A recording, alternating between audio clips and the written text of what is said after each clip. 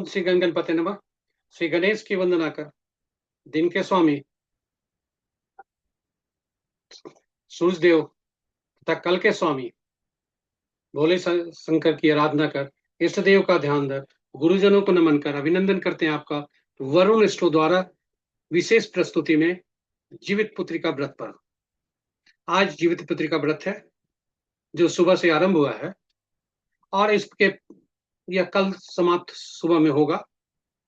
इस पर एक छोटी सी प्रस्तुति है, आशा करते हैं कि आपके लिए उपयोगी होगा और इसे साझा करें अपने पुत्र, अपने मित्रों, परिजनों तथा शुभेच्छुओं के संग, ताकि उनके लिए भी लाभप्रद हो सके।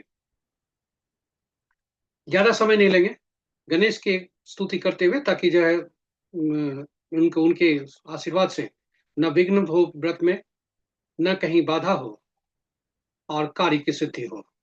इसी कामना के साथ मन मन में ही स्तुति करते हुए आपको ले चलते हैं प्रस्तुति में। जीवित पुत्री का व्रत 14 नवंबर को रविवार को शुरू हुआ है।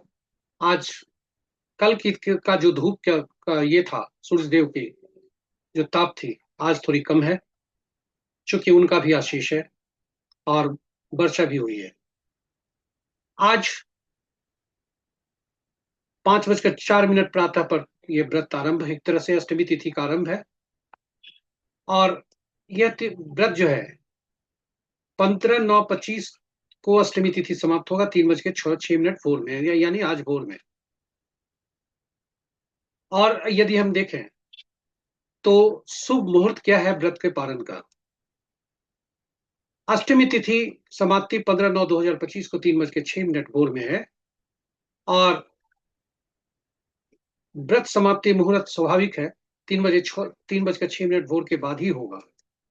और हम लोग सूर्योदय से तिथि को मानते हैं, इसलिए अति शुभ जो होगा व्रत का पारण का विधि, क्योंकि सूर्योदय 5:35 पर हो रहा है और बहुत ही शुभ समय है। अमृत सिद्धि योग और सर्वात सिद्धि योग सुबह 5:35 से 7:05 तक है। यह बहुत ही शुभ अवधि है। सुबह प्रातः 5:35 से 7:05 तक सर्वार्थ सिद्धि योग और अमृत सिद्धि योग दोनों है। हालांकि ये दोनों 7:05 के बाद भी हैं थोड़ी देर तक, लेकिन हम 7:05 का बाउंड्री इसलिए रखा है क्योंकि 7:09-8 से राहु काल आरंभ हो रहा है।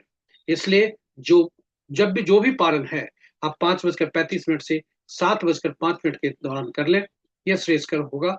यह मेरा मानना है, हमारा सुझाव है। यदि हम क्या खाएं इस पर है तो स्नान आदि करके घी का दिया जलाकर इष्ट देव का ध्यान धर, भगवान वासुदेव की आराधना कर आरती कर लें। और हेमाधिकृत व्रत परिचय से उद्धृत जो यह है, यह डेटा जो भी लिए गए दृक पंचांग से लिए गए, और हेमाधिकृत व्रत परिचय से उद्धृत है कि पुत्र हेतु पुरुष फल खाएं और स्त्री हेतु स्त्री फल खाएं, यदि संभव हो तो। नहीं तो कॉमन आप इस पर ज्यादा जोर नहीं दें। यह एक किताब में हमने देखा तो हमने आपके लिए उपयोग के लिए लिखा है, किंतु यह संभव नहीं हो तो इसके लिए कोई चिंता की बात नहीं है। लेकिन याद रखें, पुनः मैं आपको बता दूं कि जो व्रत है,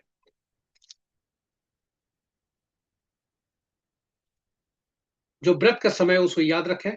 सर्वार्थ सिद्धि योग और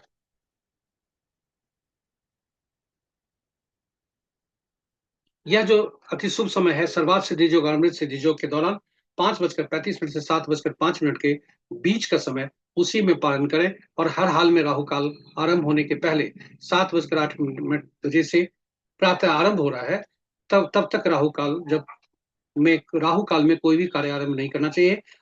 और इसलिए हम यही सलाह देते हैं कि 5:35 से 7:05 तक आप उस काम को कर लें। अब उसके बाद तो कैसे करें, स्नान आदि करके घी का दिया जरूर जलाएं, इष्ट देव का ध्यान धरें, भगवान वासुदेव की आराधना करें और आरती कर लें। इन्हीं शब्दों के साथ हम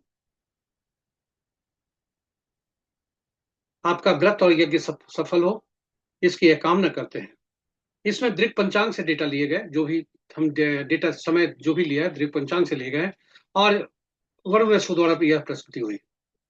आपसे अनुरोध है कि साझा करें इसे मित्रों, परिजनों, रिश्तेदारों और शुभेच्छुओं के संग, ताकि वे भी लाभान्वित हो सकें। और संभव हो तो हमारे चैनल को सब्सक्राइब करना न भूलें। साथ ही साथ अगर चैनल को सब्सक्राइब करते हैं, नोटिफिकेशन बटन को दबा लें, ताकि भविष्य में हमारी जो भी प्रस्तुति हो उसकी सूचना आपको मिल सके और उससे आप लाभान्वित हो सकें।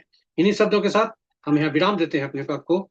और पुनः आपका व्रत और यज्ञ सफल हो, इसे कामनाओं के साथ भगवान वासुदेव की को नमन करते हुए हम आपसे विदा लेते हैं। जय श्री कृष्ण।